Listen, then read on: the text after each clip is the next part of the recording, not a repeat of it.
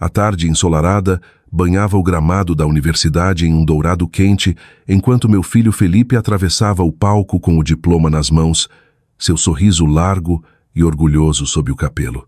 Eu estava sentada na terceira fila, segurando o programa, com a mão firme de Marcelo no meu joelho, quando o portão lateral do pavilhão rangeu ao se abrir. Lá estava ele, Rogério, caminhando direto para a nossa sessão, em um terno que apertava nos ombros, carregando uma pequena caixa de presente embrulhada em papel prateado, como se pertencesse àquele momento. O homem que havia me deixado vomitando por causa da quimioterapia 5 anos antes agora, estava a cerca de 20 metros de distância, examinando a multidão até que seus olhos se fixaram nos meus. Meu estômago se contraiu, mas eu não desviei o olhar. Não desta vez. Ele havia cronometrado perfeitamente, chegando logo ao final da cerimônia, quando as famílias se espalhavam pelo gramado para fotos e congratulações. Pais riam, formando-se abraçavam, e o cheiro de grama recém-cortada misturado com o perfume de ipês florescendo pairava na brisa. Eu sentia o peso familiar da dor antiga subir no peito, mas algo mais surgia junto. Clareza, fria e afiada. Isso não era um pai aparecendo para o filho. Isso era um homem que sentia o cheiro de oportunidade. Eu permaneci sentada por mais tempo do que a maioria das mulheres na minha posição teria feito. Observei Felipe apertar as mãos dos professores, acenar para nós e descer os degraus com aquele passo confiante que ele havia conquistado através de noites em claro e escolhas difíceis. Somente quando a multidão começou a se dispersar em direção à tenda de recepção, Rogério fez seu movimento. Ele se aproximou de mim perto da velha árvore de ipê na borda do gramado, suas folhas farfalhando suavemente acima. O ar carregava notas de churrasco das grelhas próximas e de suco doce das mesas. Marcelo permaneceu próximo, mas me deu espaço, sentindo a mudança na minha postura. Lorena, disse Rogério, sua voz tentando um calor que não chegava aos olhos. Você está com boa aparência. Realmente boa. O câncer já se foi há muito tempo, não é? Ele estendeu ligeiramente a caixa de presente, como se ela pudesse pontear 5 anos de silêncio. De perto, notei as novas linhas ao redor de sua boca, a leve barriga pressionando os botões da camisa e o leve cheiro da mesma colônia que ele usava durante nosso casamento, agora misturada com algo mais forte como estresse ou uísque barato. Eu não peguei a caixa. O que você está fazendo aqui, Rogério? Ele olhou ao redor, verificando quem poderia estar ouvindo. Alguns amigos de Felipe circulavam por perto, rindo e tirando fotos. Eu vim para o Felipe. Ele é meu filho também. 24 anos de casamento, e você acha que eu perderia algo tão grande? Seu tom carregava aquela velha borda razoável, a que ele usava quando queria fazer escolhas egoístas soarem lógicas. Nós devíamos conversar como uma família.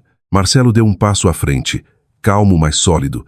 Sua presença um ancoradouro quieto. Fernanda, minha amiga mais antiga, apareceu do meu outro lado com 2 copos de suco, seus olhos se estreitando para Rogério, como se tivesse avistado uma cobra no jardim. A conversa se afastou da multidão principal em direção à sombra do ipê, onde o barulho amoleceu. Pássaros chamavam acima, e uma brisa leve puxava a bainha do meu vestido azul marinho. O rosto de Rogério endureceu quando ele deixou as gentilezas de lado. Olha, as coisas não têm sido fáceis do meu lado.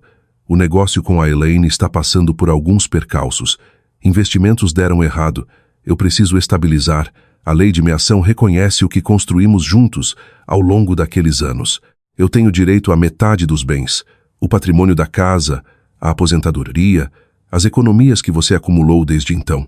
É só justo depois de tudo. Ele puxou papéis dobrados do bolso interno do paletó, acenando-os levemente. Eu não queria que chegasse a isso, mas se não pudermos resolver em particular, vamos ter que rever o acordo de divórcio. Angústia emocional na época, você entende? Os tribunais olham o quadro completo. Eu escutei sem interromper, sentindo o sol aquecer meus ombros e a casca áspera do ipê contra minha palma, enquanto descansava uma mão no tronco. 5 anos atrás, eu teria desmoronado, implorado por paz ou explodido até minha voz falhar. Hoje, aos 52 anos, com uma vida reconstruída tijolo por tijolo cuidadoso, eu sentia apenas uma calma profunda e assentada. Quando ele terminou, eu encontrei seu olhar diretamente. Você tem 5 minutos para deixar esses terrenos, Rogério. Ele piscou, o sorriso confiante vacilando. Você está brincando. Depois de tudo o que passamos, o Felipe merece ter os 2 pais aqui. Não faça uma cena na formatura do seu próprio filho. Eu não levantei a voz. Eu não precisava. O relógio está correndo. 4 minutos e 50 segundos. Guardas de segurança em uniformes escuros começaram a se aproximar, alertados pela tensão sutil. Marcelo ficou pronto, mas silencioso, me deixando liderar. Fernanda cruzou os braços, sua expressão uma de aço quieto. O rosto de Rogério corou, uma veia visível na têmpora. Ele se inclinou, baixando a voz. Você sempre foi dramática, Lorena. Isso não acabou. Eu te vejo no tribunal se for preciso. Enquanto ele se virava para ir embora, ainda segurando aquela caixa de presente ridícula, eu o observei se afastar. O mesmo homem que uma vez arrumou uma mala enquanto eu me agarrava à pia do banheiro. A brisa carregou o último traço de sua colônia. Ao nosso redor, formandos jogavam seus capelos no ar, risadas subindo como faíscas. Felipe cruzou o olhar comigo do outro lado do gramado e sorriu, inconsciente por enquanto. Esse dia ainda pertencia a ele. Naquele momento de pé sob o ipê, com o peso de décadas atrás de mim, eu entendi algo profundo. A mulher que ele deixou naquele banheiro frio não existia mais. Ela tinha se tornado alguém mais forte, mais quieta e muito menos disposta a se encolher. A memória não me atingiu de uma vez só sob aquela árvore de ipê. Ela se assentou devagar como o frio que se infiltra sob a pele numa noite de maio. 5 anos e meio antes, nossa casa no subúrbio de São Paulo ainda cheirava a vela de lavanda que eu mantinha no balcão do banheiro para mascarar o cheiro metálico da doença. Eu tinha 47 anos, ensinando alunos do ensino médio sobre o Grande Gatsby de dia e lutando contra o câncer de mama em estágio 2 à noite. A cirurgia tinha tirado um seio. A quimioterapia estava tirando todo o resto. Rogério e eu tínhamos sido casados por 24 anos. Criamos Felipe juntos. Quitamos a casa, sobrevivemos aos argumentos habituais sobre dinheiro e sogros. Eu achava que éramos sólidos do jeito que casais de meia-idade se tornam confortáveis, se não apaixonados. O dia em que contei a ele sobre o diagnóstico, ele sentou à nossa mesa da cozinha com um copo de mate gelado, dedos tamborilando o lado. Vamos superar isso, ele disse. Sua voz era firme, mas seus olhos já tinham começado a vagar. Os tratamentos se misturaram em uma longa névoa de salas estéreis e luzes fluorescentes. Eu perdi meu cabelo em tufos que grudavam no ralo do chuveiro. Minha energia escoou tão completamente que algumas tardes eu corrigia provas da cama, a caneta vermelha escorregando dos dedos fracos. Felipe, então com 18 anos e terminando o ensino médio, aprendeu a cozinhar refeições simples e me ajudava a chegar ao carro para as consultas. As ausências de Rogério cresciam mais longas. Viagens de negócios, ele chamava, jantares tarde com clientes. Eu queria acreditar nele. A noite em que ele saiu começou como tantas outras. A chuva batia nas janelas num ritmo constante, do tipo que faz o mundo parecer menor. Eu tinha acabado outra rodada de quimioterapia naquela tarde e mal conseguia reter água. Por volta das 2 da manhã, eu sentei no chão frio de azulejo do banheiro master. Uma bacia plástica ao meu lado, suor esfriando no couro cabeludo, onde o cabelo costumava estar. O espelho refletia uma mulher que eu mal reconhecia. Bochechas fundas, olhos sombreados. A cicatriz fraca da cirurgia visível onde o hobby escorregou. A porta se abriu. Rogério estava lá, totalmente vestido, mala na mão. As rodas fizeram um clique suave no limiar. Ele não encontrou meus olhos no espelho. Lorena, eu não consigo mais fazer isso. As palavras caíram planas, sem drama ou vozes altas, só uma declaração, limpa e final. Eu segurei a borda da banheira, a porcelana fria sob minha palma. O que você quer dizer? Ele mudou o peso do corpo. Eu conheci alguém. A Elaine, ela entende onde eu estou. Eu preciso me sentir vivo de novo. Essa casa, a doença, as consultas constantes, é demais. Eu estou infeliz há muito tempo. A chuva continuava lá fora, indiferente. Eu podia sentir o traço fraco da loção pós-barba dele, a mesma do dia do nosso casamento. Você está me deixando enquanto eu estou assim. O Felipe ainda está em casa. As contas. Ele me cortou gentilmente, quase com bondade, o que de alguma forma piorou tudo. Você é forte, Lorena. Mais forte do que pensa. Os advogados vão resolver o resto. Eu já falei com um. Eu mereço felicidade também. Nós dois merecemos.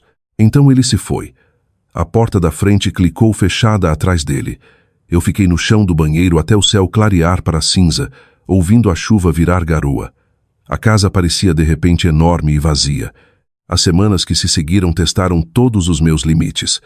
Os papéis do divórcio chegaram enquanto eu estava no meio da radioterapia, a linguagem clínica e afiada. O advogado de Rogério pressionou forte, me pintando como emocionalmente instável por causa do câncer.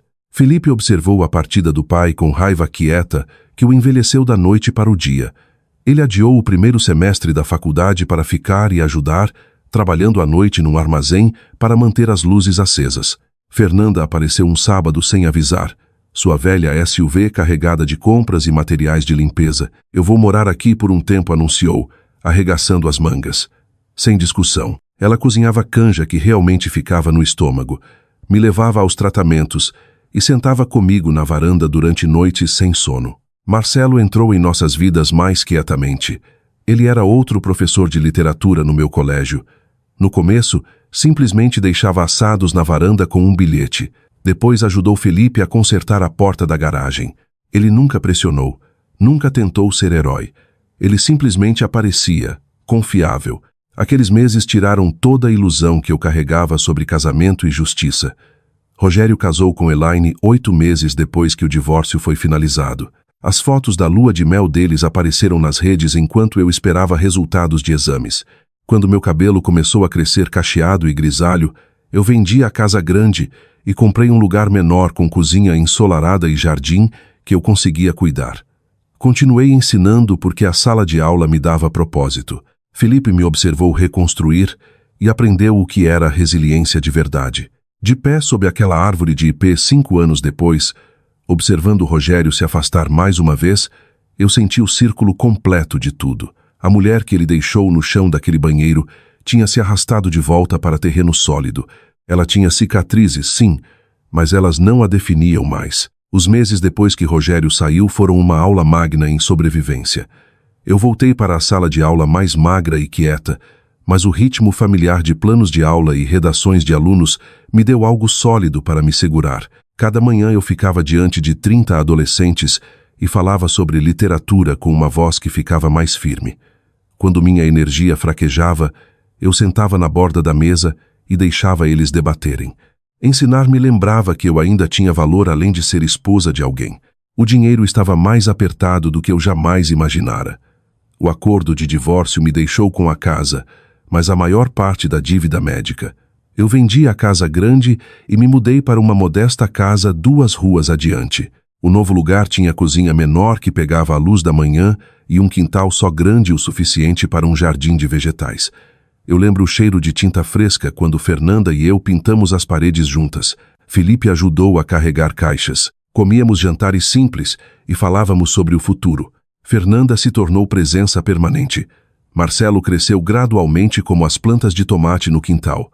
Nosso relacionamento se aprofundou devagar e honestamente. 2 anos depois do divórcio, começamos a nos ver mais intencionalmente. 3 anos depois, nos casamos quietamente no quintal, sob cordões de luzes simples. Apenas 20 pessoas, Fernanda como madrinha, Felipe me acompanhando. Sem vestido elaborado, só votos honestos enquanto o sol se punha atrás dos ipês. Eu comecei a escrever de novo.